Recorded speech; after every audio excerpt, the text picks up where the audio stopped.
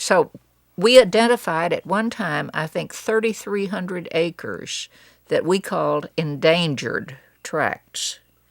And we started an effort to try to get a special supplemental appropriation from Congress in order to save these, because most of them had deadlines on them for cutting or for meeting banknotes. And there were also, about this time, the southern pine beetle hit. That began about 1976, and the entire Beech Creek unit was decimated with logging that was influenced or by the Texas Forest Service. They implemented a 1963 Pest Control Act, I think it was called, and that they mandated that the Big Thicket, the Beech Creek unit, had to be controlled. International Paper owned most of the timber there, and they didn't want to touch it with a 10-foot pole because they knew that they would be probably crucified for it in the media. And so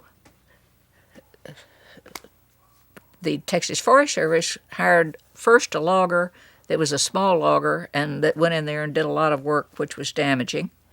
And then they hired a bigger logging firm that went in there and did even worse damages. But they were cutting behind the beetles instead of in front of the way they were moving. So by the time this whole fiasco was over, about 1,200 out of the 4,800 acres in the Beech Creek unit had been decimated by logging that had to do with southern pine beetle, quote, control. That was, we thought, okay, Beech Creek unit probably needs to be high on the acquisition list in order to stop some of this. So they prioritized all of the units as to what kind of threats existed for those, and then they started buying them in that order. So we had that for Big Thicket Association.